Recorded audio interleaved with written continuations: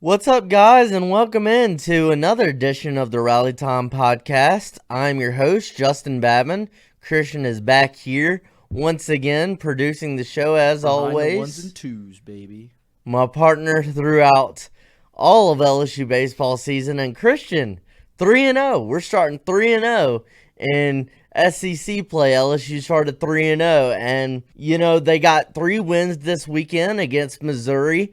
Really important, in my opinion. Coming off of that series, we're going to break down what happened in each of these games because, starting off 3-0, even though Missouri is technically probably one of the worst teams in the SEC this year. I can say that now that we played them. I can say it now. I don't have to sugarcoat it anymore. But they gave LSU some trouble as far as on the mound. Missouri got some hits off of LSU's pitchers. Yeah, I mean, they gave LSU some trouble, but LSU thankfully won all 3 of those games. They won Friday's game by a score of 12-5, Saturday's game by a score of 7-6, and then 10-4 on Sunday. We're going to get into all those games, but before we do, I just want to stress how important it was for LSU to start off 3-0. Last year LSU started off 3-12 and lost all of their first 5 SEC series against tough competition, like 4 of the top 10 teams they played in the first 5 series of SEC play last year. So it was great to have Missouri on the schedule to start the season, but you really needed to capitalize off of that. And I said last week that first and foremost, you're concerned just if you're LSU, you just want to win the series, of course. But when you're facing a Missouri team who's kind of lower to the bottom of the SEC standings this year, you want to try to get the sweep. You definitely want to try to get the sweep and start 3-0, especially heading into Austin this coming weekend to play a Texas team that is really, really good. They were 11 in the polls last week. I can only imagine that they're, closer to top 10 this week. One of the best teams in the SEC. They're coming off a weekend where they swept Mississippi State in Starkville, which is always hard to do in that stadium, in that ballpark in Starkville. So, yeah, I mean, it was really important for LSU to get those 3 wins this past weekend. So, let's jump right into it. So Friday's game, going to go game by game, break these games down in detail. So in Friday's game, first game of SEC play, LSU won 12-5. Cade Anderson started the game once again. LSU's ace starting for another Friday for LSU. And Cade Anderson was really good throughout this game. Anderson was really good. But he did early kind of find a little bit of I don't want to say struggle, but he got hit off of a little bit in the second, especially Jackson Lovich, one of Missouri's batters, hit a 2-run home run in the top of the second to get the scoring started. So Missouri took a early 2-0 lead in the top of second off of Lovich's 2-run home run. But then Luis Hernandez tied it with a 2-run homer of his own in the bottom half of the second, which was Hernandez's second homer of the season. Hernandez, again, playing solid, really solid catcher defensively, and his bat is heating up. He had a home run in the weekend series against North Alabama for his first home run of the season, and then he had a home run this past weekend against Missouri as well. So Hernandez has been pretty solid. So I like what I'm seeing out of him at the catcher position in terms of defensively, and his bat is starting to heat up a little bit. He had a nice weekend, and I love the ability to immediately bounce back, and that's something that throughout the show we're going to talk about, the ability to bounce back in SEC play, because you're going to give up runs. You're going to give up runs. You're going to be down in some games. You're going to struggle and have bad innings every now and then. It just happens to everybody. you're rarely ever going to shut a team out. And that's not just for LSU. That's for every team in the SEC because of how good all of these lineups are.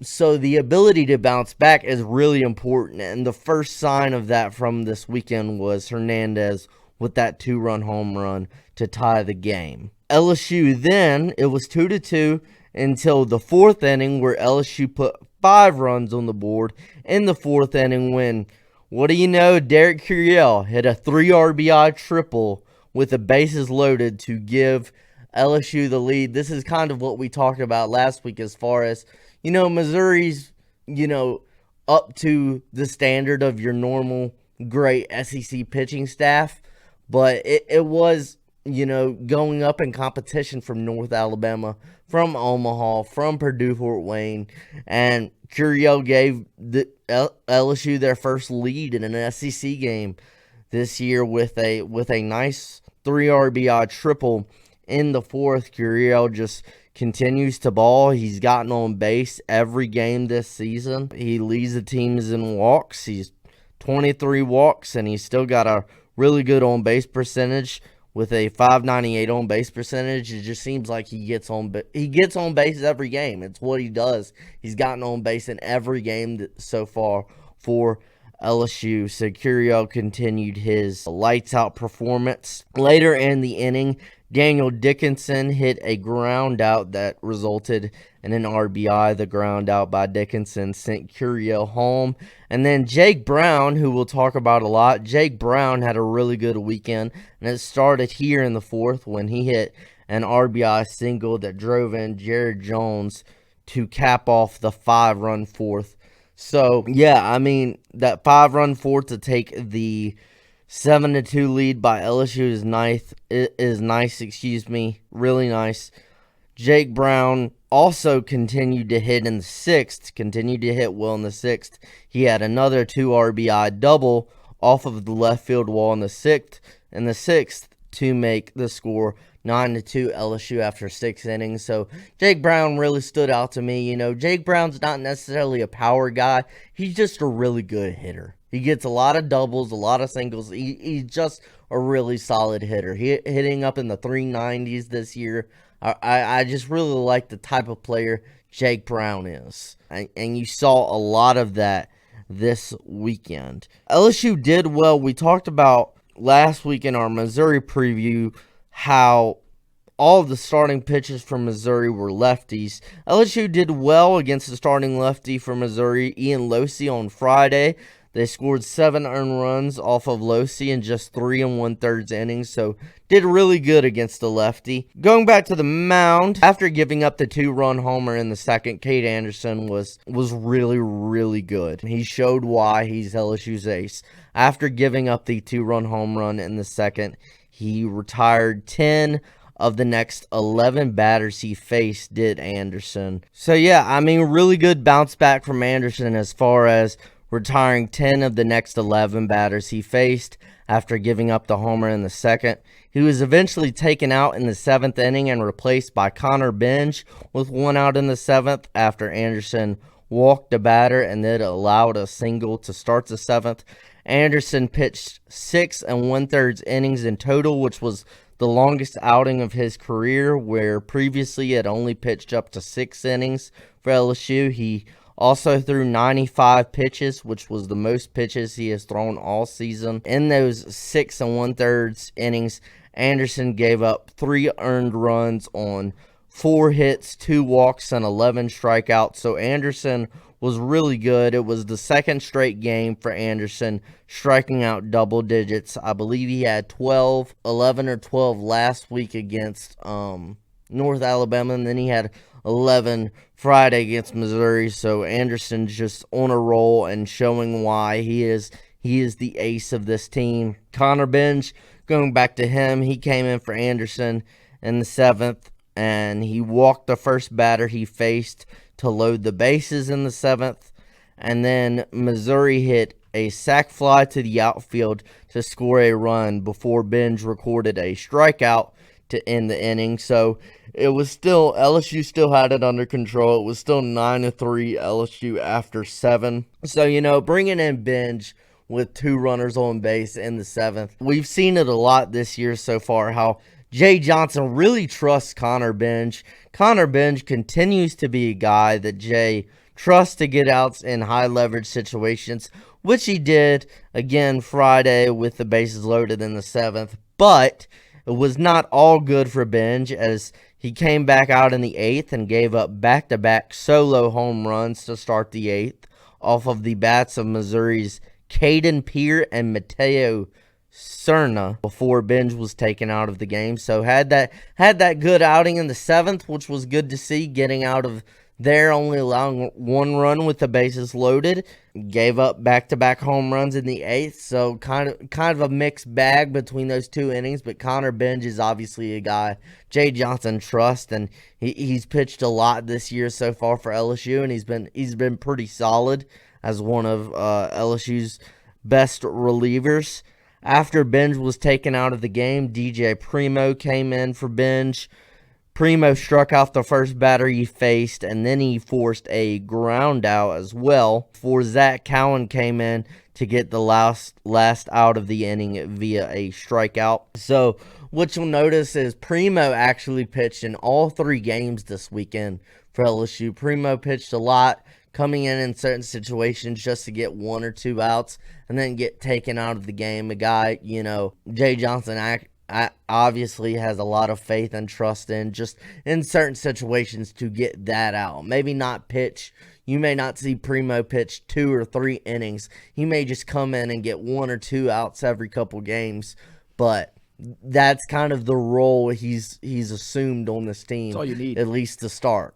Absolutely. That's all you need. If he can come in and give you 1 or 2 outs in key critical situations and give it to other guys, that's fine. So after the top of the 8th, where Missouri scored 2 runs off of those back-to-back home runs, it was 9-5 until LSU added 3 more runs in the bottom of the 8th inning when Derek Curiel singled and Daniel Dickinson doubled to start the inning before, again, Jake Brown hit another sac fly to add another RBI to his total on the night. He hit a sac fly to left that allowed Curiel to score. And then Stephen Milam hit a 2-run bomb to make the score 12-5 LSU going into the 9th. It was Milam's 5th homer of the season.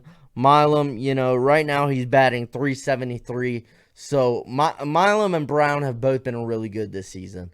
They might not have the power numbers that a Jared Jones has, which Milam still has 5 home runs, which is pretty good so far. But, they're just good hitters, and they're RBI machines, and they get on base, and they play the right kind of baseball for this team and for Jay Johnson. Zach Cowan came back in and closed it out in the 9th with a 3-up, 3-down inning with 1 strikeout. Zach Cowan continues to excel. He's got a really great changeup that really gave Missouri hitters a lot of trouble. Really like what I've seen from Zach Cowan. He's one of the star relievers, best relievers on this LSU team. He's got a lot of experience, a guy who can pitch multiple innings. He's not, whereas you may have Primo, where Primo comes in and it gets 1 or 2 outs. Cowan's a guy who, last year at Wofford, he was their ace. We've talked about it before, and pitched 110 innings last year at Wofford. So he's a guy who can come in and get you 3 innings or get you even more than that. He doesn't have to every outing, but he's a guy who can go long out of the bullpen. And you kind of need that. You need those guys who are there for those specific moments, and then like Primo, and then those guys who are there to say, hey, we need 2 or 3 innings of shutdown baseball. And Cowan's been really, really good in that role so far this season for the Tigers. As far as going back, again, LSU won this game 12-5. Going back to the hitting lines for this game, Curiel finished with 2 hits, including triple that drove in 3 runs. Jake Brown, again, had a nice game with 2 hits, including a double and 4 RBIs from Jake Brown in this game on Friday. And then both Stephen Milam and Luis Hernandez hit 2-run home runs. So really good start. Missouri hit off of LSU a little bit late in the game, but the game was never really in question. LSU kind of handled their business. But as we go into game 2 on Saturday, that's when the heart rate started to pump up. We talked about it last week, Christian, as far as, I can handle non-conference play pretty well, but when I get into SEC play and watch the Tigers play, the heart rate goes up a little bit for every fan, for every Tiger fan, and it definitely was pumping Saturday night. It's more competitive. I mean, it's just like any sport, as soon as you start playing your meaningful conference games with the teams that are at your level, your batting averages go down, your pitching gets worse, or at least it looks like it gets worse. But that's just because the games are more competitive and more fun to watch. I mean, it's the same in every sport, so it's a good period to be in. In the Saturday game, LSU did win 7-6 in a really close nail-biter of a game, man. Really, really stressful game for LSU fans and for the team, I'm sure. But LSU did win the game. Anthony Ianson started another Saturday for LSU. Ianson did pitch a scoreless first inning. He did allow 2 singles in the first, but on the second hit of the inning, the runner tried to stretch the single into a double and was thrown out to end the inning on a really good relay from Josh Pearson to Daniel Dickinson to Stephen Milam. We've seen some good defense, especially involving a couple really solid relays from Josh Pearson to Stephen Milam. Seen some really good, really solid defense from this LSU team, and it continued on Saturday in the first inning of that game. Josh Pearson got the scoring started for LSU with a 2-run home run in the first inning after Derek Curio was walked to start the inning. With Josh Pearson's 3rd homer of the season, all of his homers have come in the last 2 weekend series. So again, you're just seeing the depth of this team, as far as guys who can contribute and who are really good hitters, as far as Jared Jones, Derek Curiel, Daniel Dickinson.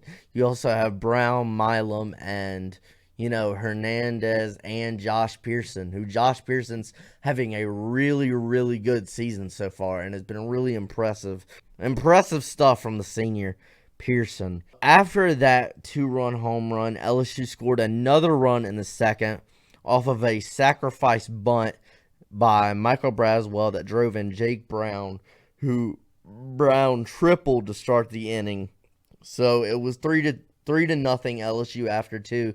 Brown again, he had that triple to start the second inning, and Braswell was just able to bring him in via a sack bunt. So Brown just gets hits, man, and he really had a really solid weekend where he's batting in the 390s, and his bat may not always pop, but he just gets out there and he gets on base and he just does the right things, and he's a really good ball player and a guy I really really happy for him to have really a breakout weekend. He's been locked in all season, but this weekend I would say he was the standout hitter at the plate this weekend. He delivered every Jake time. Brown.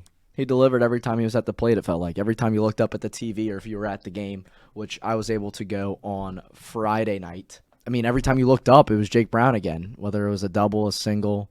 Did he have a home run this weekend? He had a home run Sunday. Yeah, he had a homer Sunday home for run, his first one of the season. Yeah, Jake Brown was the MVP this weekend. I'd like to see him continue it because we are high on him, and the best weapon in college baseball is consistency. That's what all the greats had at LSU, whether it was Cruz, Skeens. They were able to do it every single week, right? And I'm not comparing Jake Brown to those two, but the first step to their success was consistency, and let's see if Jake Brown can continue it. Yeah. But no, really good weekend by Jake Brown. Anthony Ianson did allow 1 run in the third after allowing 2 singles and a walk to load the bases with 1 out. And then after loading the bases with 1 out, he got 2 straight flyouts with the bases loaded to end the inning, but the first flyout did allow a run to tag from third to bring in Thury's first run of the game. And then the 4th inning was where it kind of went wrong for Ianson. He gave up 3 runs in the 4th inning, a single, a double, and then a 3-run bomb by Missouri's Keegan Knutson. Ianson, he pitched 3 2/3 innings. He gave up 4 earned runs on 7 hits, 1 walk, and 5 strikeouts. He was shaky at times, got hit off of. Missouri was able to find the ball.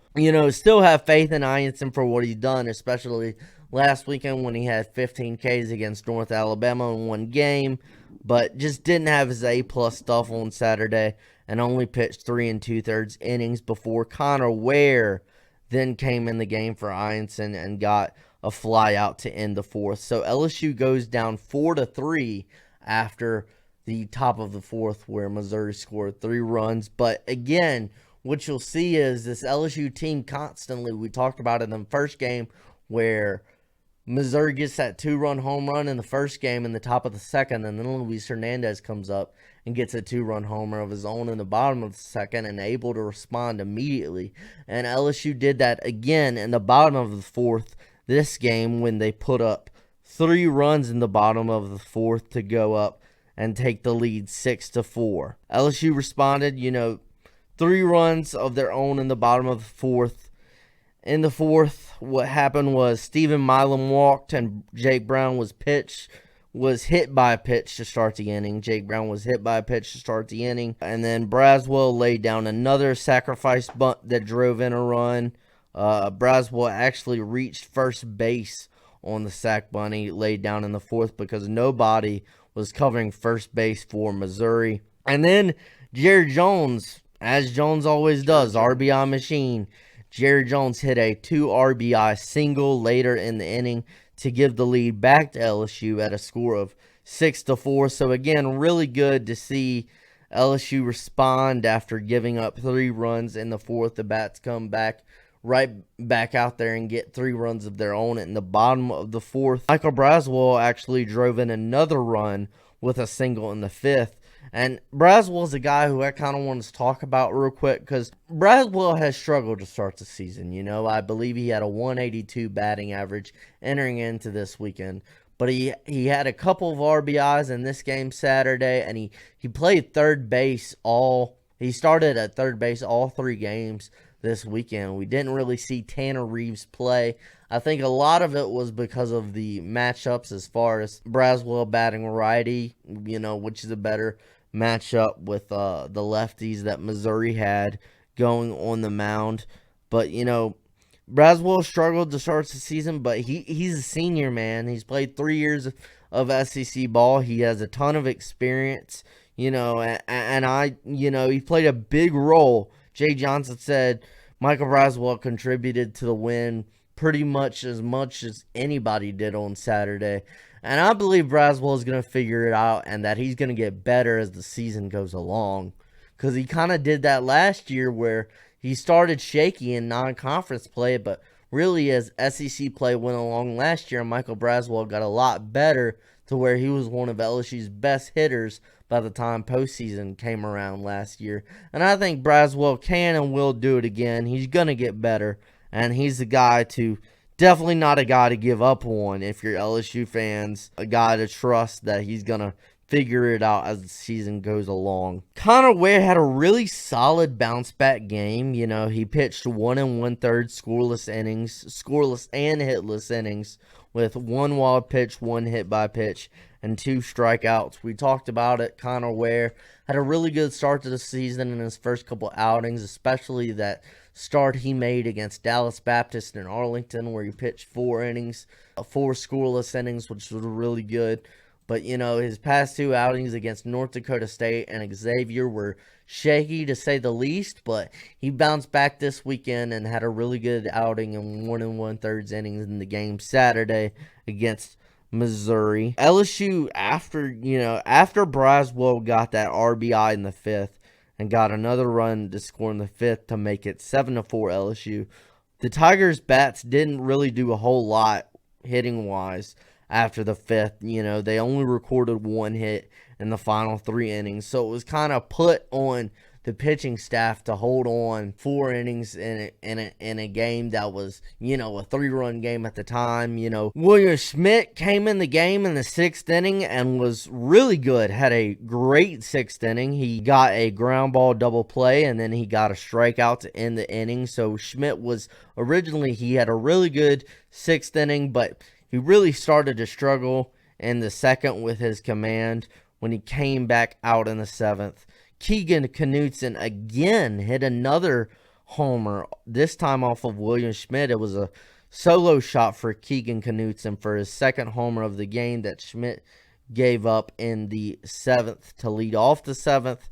Then after Knutson got that solo home run to lead off the inning, Schmidt walked the next 2 batters he faced, and he was taken out of the game. Schmidt has electric stuff, but, that 6th inning, you could see that electric stuff with that scoreless inning that he pitched really well in, but then he came back out and just didn't have it command-wise, and that's what you'll see as we kind of go through this. The relievers, one question I do have is the command was shaky at points for the pitching staff this weekend. You got the 3-0 sweep against a Missouri team that's not one of the better SEC teams conference-wise, but you did see a couple of the relievers, including Schmidt, struggle with command this weekend. So that's something that, LSU definitely needs to try to work on, because you have to throw strikes. I mean, if you don't throw strikes, you're just, in my mind, the more you walk a team, the more you're beating yourself and not making them beat you. Like, make them beat you. Make them get a hit off of your stuff. Off of, Schmidt's high heat fastball.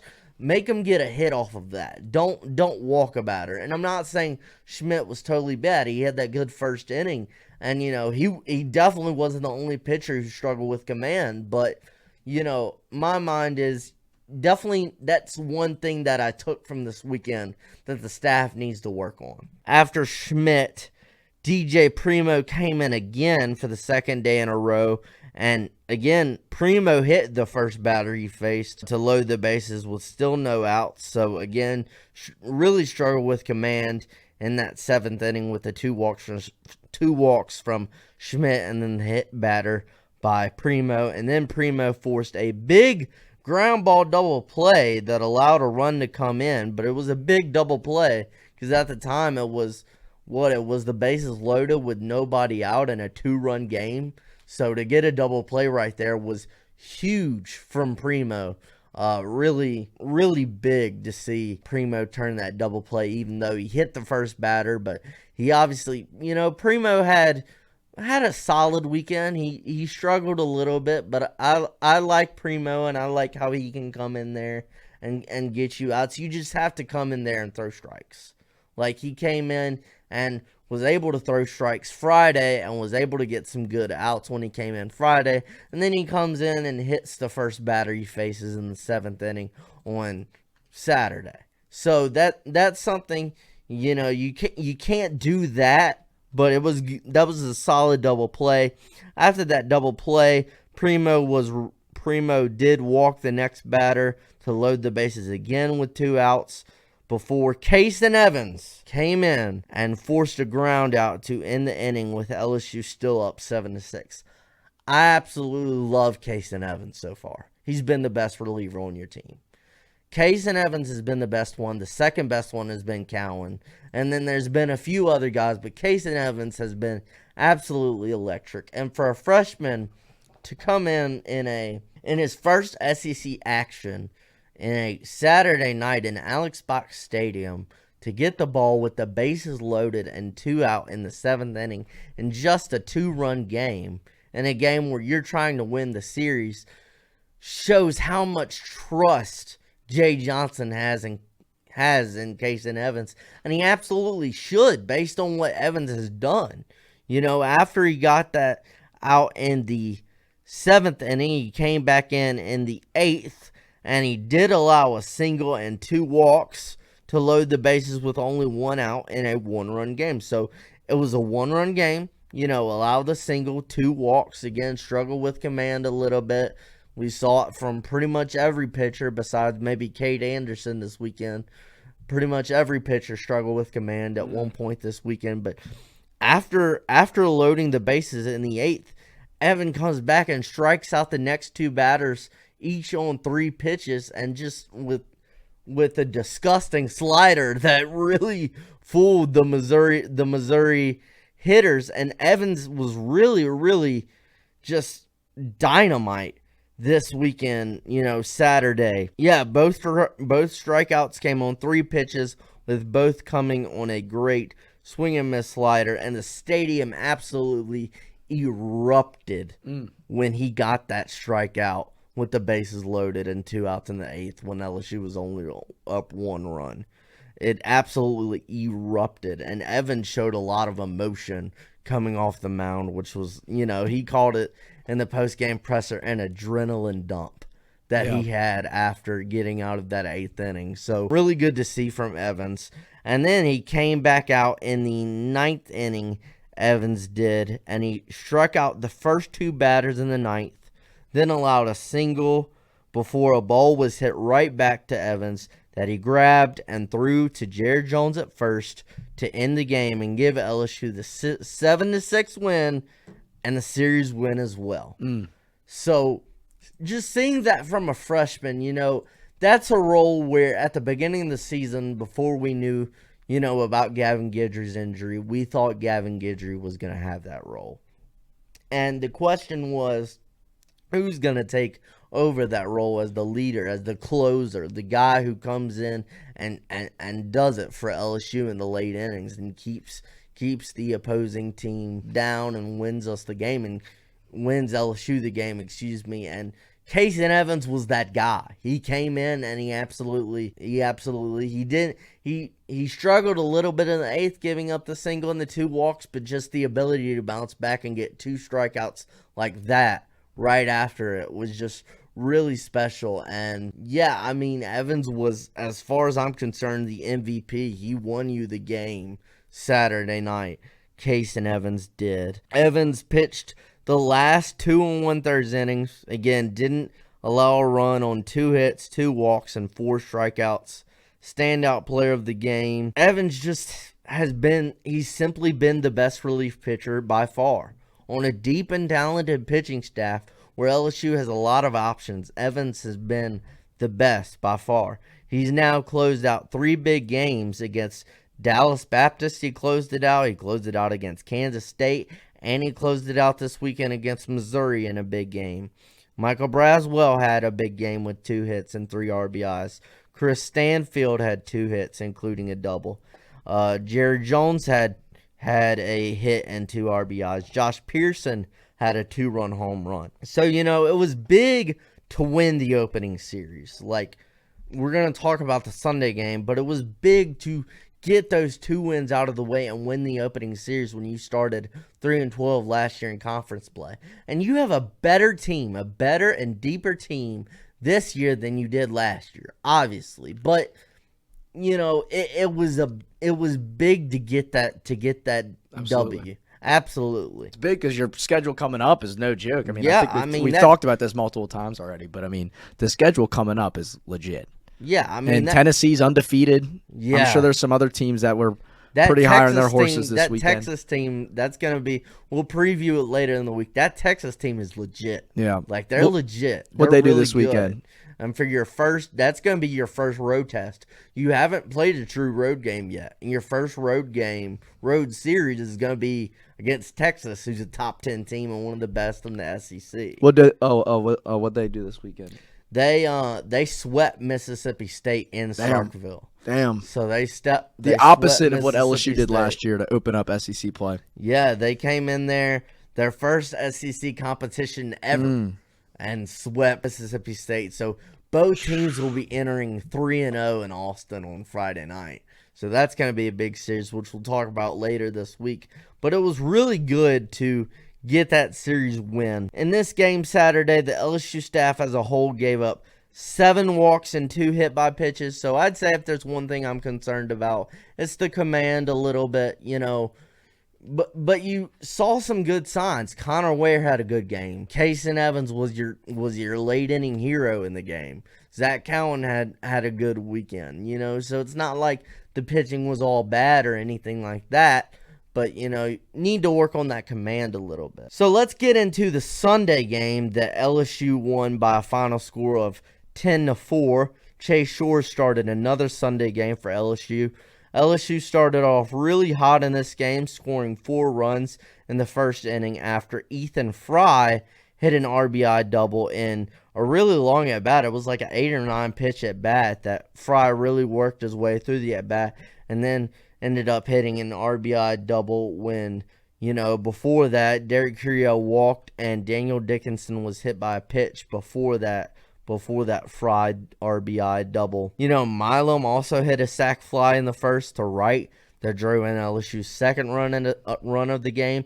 And then that was followed by a 2-run home run in the first by Jake Brown, his first homer of the season that gave LSU the 4-0 lead after 1.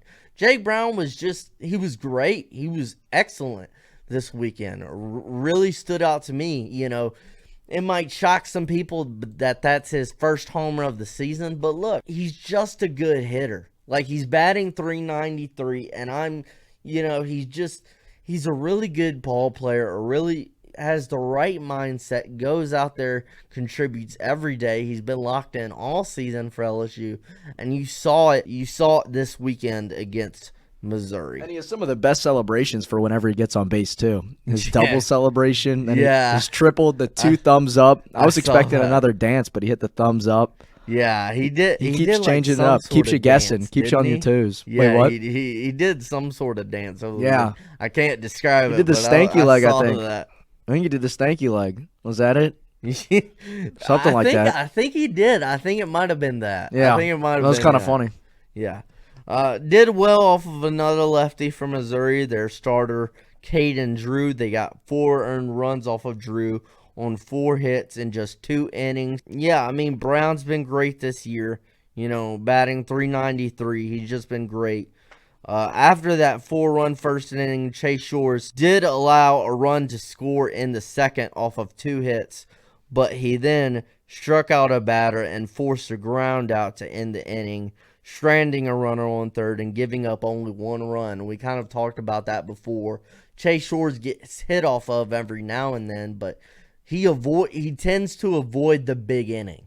And that's a big thing, especially in conference play, because you're going to give up runs. You're not going to. Maybe at some point during the year LSU can shut somebody out, but I don't see many shutouts from any teams in the SEC this year. With how good these SEC lineups are, you're going to give up runs. But Shores does a good job of limiting the 3, 4, 5-run innings. And he did that in the second inning, only giving up 1 run in the second. And then he gave up another run in the third, did Shores, after he hit a batter and then walked a batter to start the inning. So again, another guy who kind of struggled with command, starting in the third, hitting a batter, walking a batter. Then he issued a balk. Then he got a line out after the balk. And then Missouri hit a sac fly to left that allowed another run to score and gave Missouri their second run of the game. Shores walked the next batter, but then recorded another strikeout to end the inning. He stranded runners on first and second in the third while only giving up 1 run. So again, the ability from Shores to limit the big innings is really important. Now, again, another guy who struggled with command, especially in that third inning, 2 walks and 1 hit by pitch, but the ability to go in and limit that is really important. So Missouri gets it to 4-2 after the top of the third, and then again LSU comes in the bottom of the third and responds. They score another run in the bottom of the third when Daniel Dickinson was hit by a pitch to start the inning. Ethan Fry hit a single that allowed Dickinson to advance to third, and then Stephen Milam reached on a fielder's choice that allowed Dickinson to score. The ability to respond from this offense was really impressive and a good thing to see, especially when you're going to have to respond. You're going to be down at times. The other team is going to have momentum in times. It's a 30-game grind, in the SEC, and the ability to respond this weekend was really a good sign going into Austin this weekend against a really, really good Texas team. Shores did allow another run in the fourth. He struck out the leadoff batter, then issued a walk, allowed a single, got another strikeout, and then Missouri got another RBI single that sent home their third run of the game. So Shores was a little bit shaky at times, but he fought the whole game and he gave up runs in the second, third, and fourth, but he never gave up the big inning. He gave up one run. So it wasn't perfect by any means by Shores, but I mean, hey, the ability to limit the big inning is something I've noticed from Shores throughout this season, and it's something I really like about him. So then after Shores, Connor Ware came in for the second straight day, came in for Shores.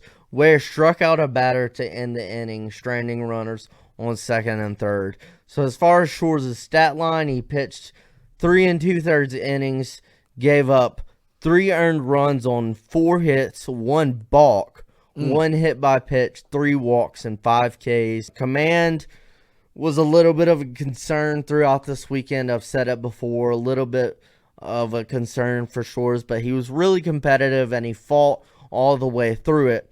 And then after, it's 5-3 again. It's 5-3 after the top of the fourth, and then LSU comes and scores 3 more runs in the fourth inning. Again, the ability to bounce back, the ability to respond. In the fourth inning, it was a single by Braswell. Chris Stanfield was hit by a pitch. Derek Curiel laid down a sac bunt that moved the runners over. Ground out by Jared Jones allowed a run to score. RBI double. Daniel Dickinson had an RBI double. And then there was another RBI single by Ethan Fry that LSU put up 3 runs in the fourth inning to make it 8-3. So that was really good to see from LSU as far as, the pitching. I'll say this, the pitching, struggled a little bit as far as, giving up runs. Chase Shores gave up 1 in the second, third, and fourth. But LSU's able to get that big inning with those 3 runs and kind of erase that and give the pitchers more cushion. That's important as well. LSU scored another run in the 5th off of a wild pitch. And then Ethan Fry did strike out with the bases loaded to end the inning, but it was already 9-3 LSU after 5 innings. And, it was good to see. Fry had a few good solid hits and a few RBIs this weekend. He played pretty solid. Maverick Rizzi was electric at points in the game when he came in on Sunday. Rizzi had a really, really good outing. Jay Johnson's the one who said he thought Rizzi was electric Sunday. Rizzi pitched 2 scoreless innings, 2 hitless innings with 1 walk and 1 strikeout. So Rizzi was really good, really solid.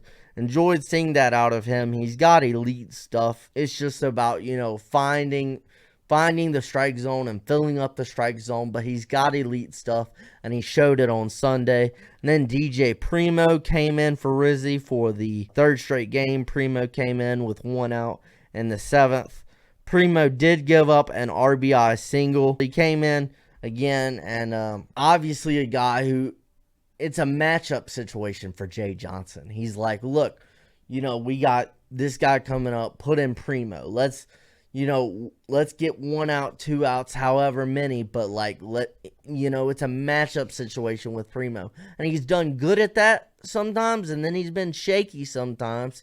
But, he'll improve throughout the season, And Jay Johnson made that same kind of deal with the substitutions and stuff on Friday. I remember I was watching.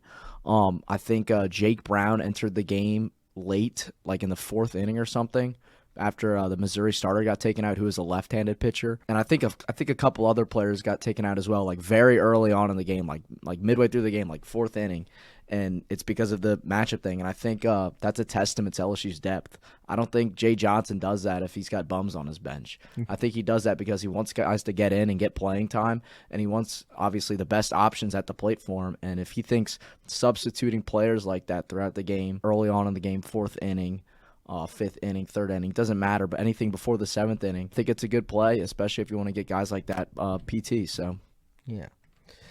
And Zach Cowan came in with 2 outs in the 7th.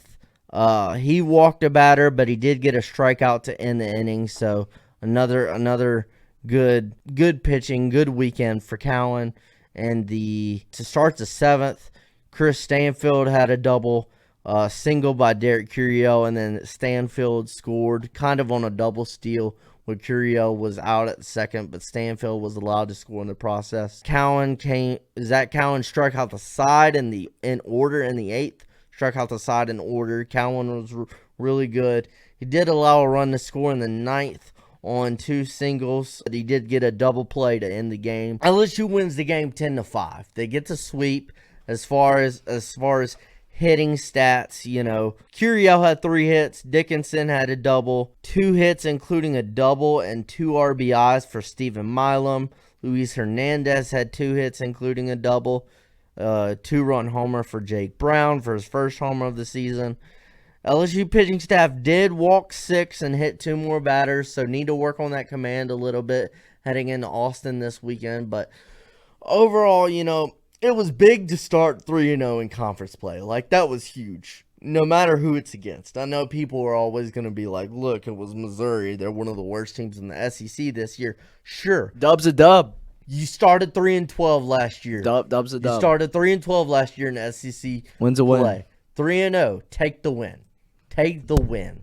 I know it wasn't perfect. I know it was close, especially Saturday. You may have been like, hey, we should go out there and we should dominate, against Missouri because they're only 8-8 to start the season.